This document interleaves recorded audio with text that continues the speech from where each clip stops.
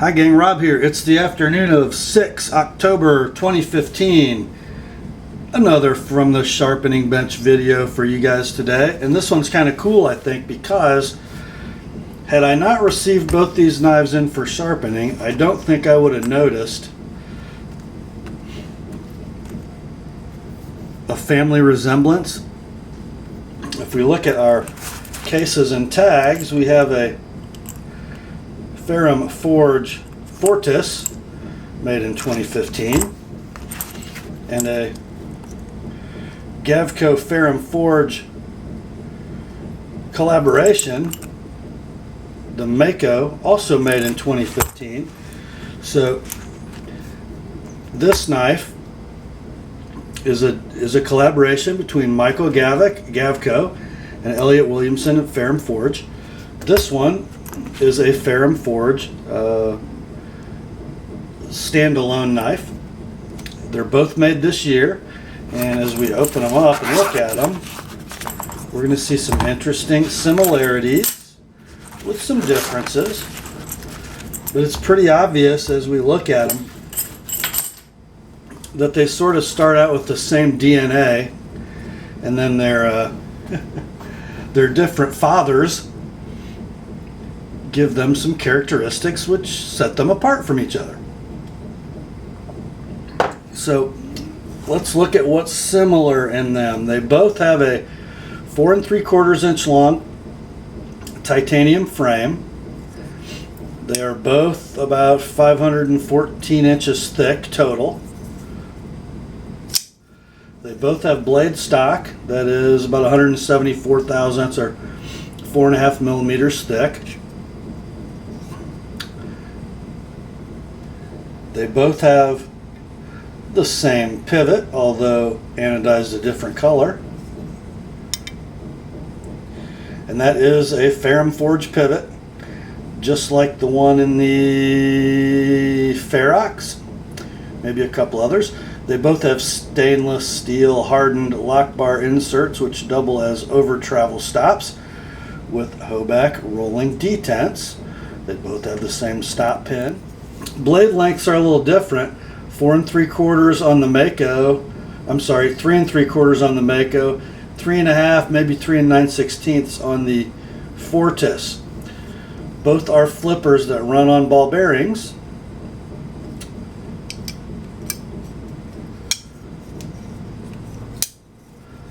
Let's see, which one's the better flipper?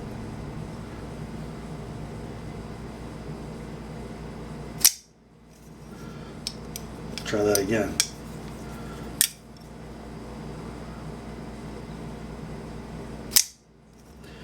Could you tell? Well, you could if it were in your hand. Believe it or not, the Fortis is the better flipper. The blade is shorter, but it's, I think, a little heavier. Gavko's knife, the Mako, weighs 5.5 ounces. 5.8 on Elliot's knife, and I think, because we don't have the harpoon, we don't have the semi-oval hole, which is kind of useless for a right-hander. For a lefty, you can use it to open the knife, but for a right-hander, unless you sort of really get off the blade, wow, it's kind of useless. Anyway, that's probably where the 3/10 of an ounce is saved. The blade's shape and the fact that it has the hole milled out of it. But the Fortis is the better flipper of the two.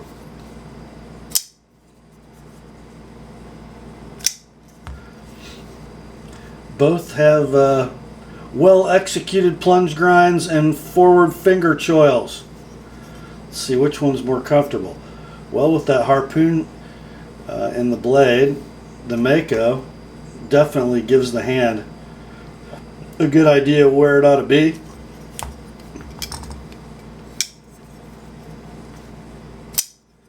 And the Fortis, we have, wow, maybe even more comfortable?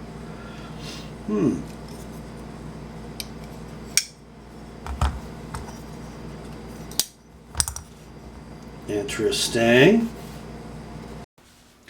Now the steel used on both these knives is listed as 20 CV. Now, frankly guys, I'm a little confused on this steel. Here's why. We came to know 20 CV as Duratec 20 CV, made by Latrobe Steel in Pennsylvania.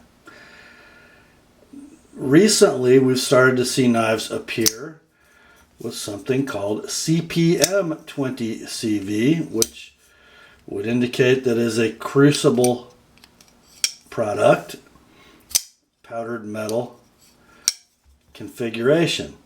The listings for these two knives don't tell us which it is.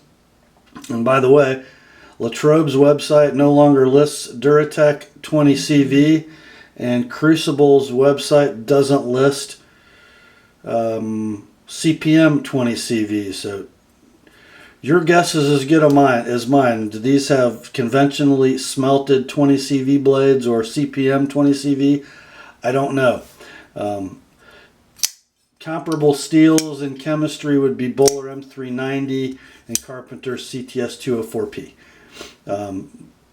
Sort of big chunky carbide steels, not as hard to work with in my opinion as S90V and LMAX, but still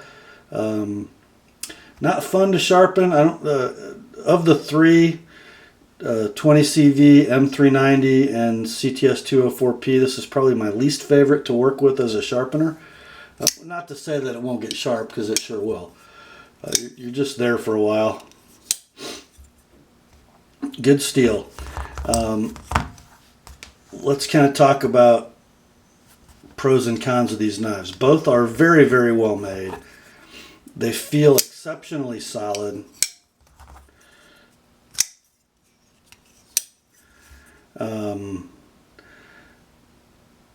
Let's sort of handle them one at a time, because we'll get into some of the differences.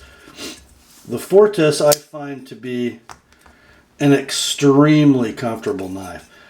Kind of reminds me in styling of the CRKT Hijinks, just so much better, so much more well done than that knife. It's not really a contest. It's just super comfortable in hand in all grips, especially that forward grip. Just a great all-purpose EDC / tactical knife. Great slicer, lots of belly. In fact, it's all belly. When you look at this knife as a tool, it just screams knife to me. It really just does. One characteristic both these knives have in common is when you close them, you'll rarely, unless you have your thumb very far back on the lock bar when you release it, it'll always want to jump back into that pre-detent position. But if you look closely, see if I can show you this.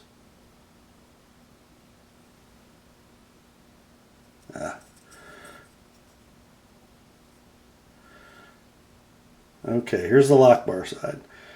So look at the bottom scale, just behind the stop pin. You should be able to see a little milled scallop, a relief cut, to allow the detent ball to ramp up with relative ease. So it's really quite fine. You don't really need to make that detent. There's not a big harsh shelf that you have to get over. It makes you feel like you're ripping the detent ball out of the lock bar. By the way, I don't find the Hoback rolling detent to be a great help in that regard. In fact, because of its housing that normally protrudes past the surface of the lock bar, I think generally it makes that problem worse, not better. So these knives have both compensated for it very well. I don't mind it at all, and usually it drives me crazy on a flipper knife, but not on these. I just really can't find much to complain about with the Fortis. Nice broad blade, nice and thin behind the edge, great slicer. Strong enough handle and mechanism, although that is the pivot. And that's the largest part of the pivot. It is really, really skinny. So we have a really tiny pivot and lots of tiny, tiny ball bearings that are probably the weak point of the knife. Are these ever going to get used hard enough to make that an issue? I kind of doubt it. But it's not, even at 5.5 ounces, I wouldn't call it an overbuilt folder. It's really kind of a nice user. And then let's get to the Gavko knife. When I saw Mike start to come out with blades with this real notchy spine, my heart kind of sunk a little bit. You know, I got a line here, a line here, a line here, a line here, a line here. So 1, 2, 3, 4, 5 different planes on the back of that spine. You know, it's got sort of a weird RoboCop look to it. I'm not a fan of its appearance. Not so much on this knife, but a lot of other Makos I have seen from him. He seems to have really completely abandoned what drew me to him in the first place, which was knives that were beautiful to look at and made to cut. This knife, with its mostly full flat grind, and it's also pretty thin behind the edge, about like the Fortis, this is still a cutter. But Mike has come out with some knives in the last year or two with compound grinds and the tip end of the knife big and fat with edge grinds that you can tell the knife is just wedgy out there. They just don't seem to be Gavko knives anymore. This knife, oddly, the collaboration knife with another maker, is kind of more Mike than most of his other stuff he's been making for the last year. Mike, get back to your roots, please. I like this knife. I like both of them. The handle does look like a Gavko handle, doesn't it? It's pretty interesting how essentially the same knife, or the same raw materials, the same rough cut blanks probably, get made into handles, which if you didn't see them side by side and look at the proportions, you would not know that. They look totally different, but they're really, they're fraternal twins, let's say. Another issue I have with them, I'm not sure this is going to show up super well on camera, but can you see the radius? That's not really showing you.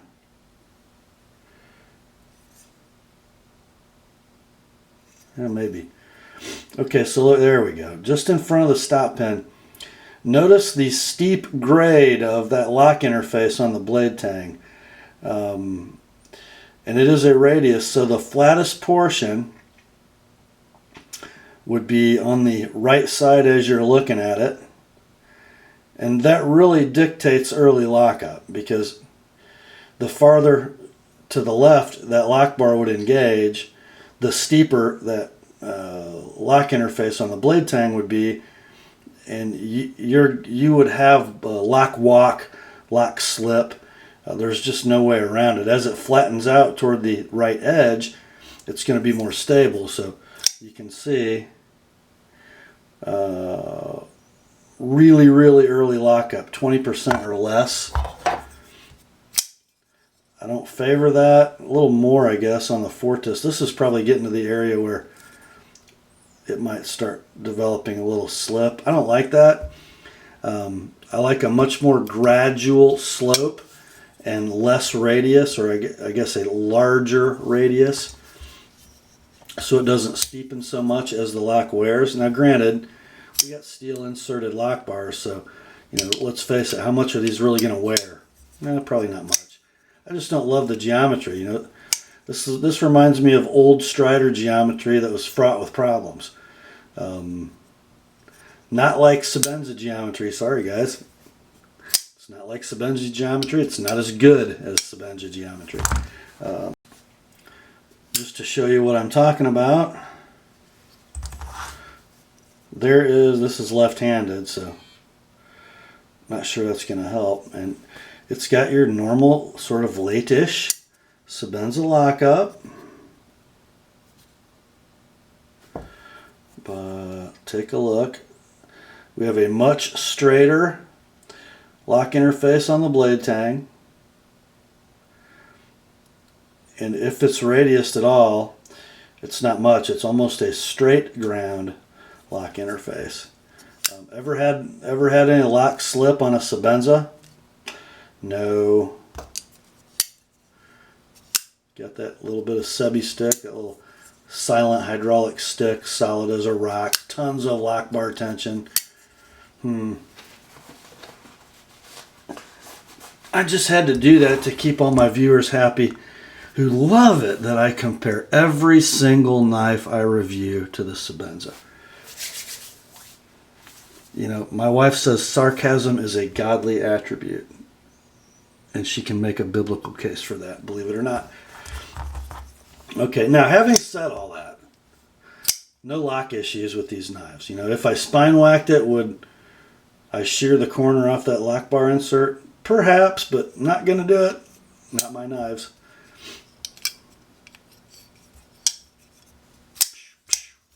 Gosh, they're pretty cool. I really like them. And by the way, machining, grinds, build quality, all excellent. There's this one little thing I really can't quite figure out. And if some of you guys have collaboration Makos, let me know if they exhibit this too. But I think these knives are $500-ish. Look at the lock bar inserts on both of those knives. First I thought they were the same insert, but the Gavko Mako lock bar being broader from left to right as you're looking at them, maybe it didn't match up as well, but they're actually not. If you look from the pivots or from the detent screw to the left edge of the insert, the Fortis insert is longer than the Gavko insert, and I'm sorry, but that should have never left the factory like that. It looks horrible. It looks like somebody put the wrong lock bar insert in it. For $500, that should never be. Well, there they are, guys. And I think you can still find these around, especially the Fortis. I'm not sure if the Makos are still in stock anywhere, but pretty cool knives. Very well made. And great guys, both Elliot and Mike. I just thought you'd like to see them before I send them home. Grace to you and peace, my friends, from God our Father and the Lord Jesus Christ. And remember, the word is sharp.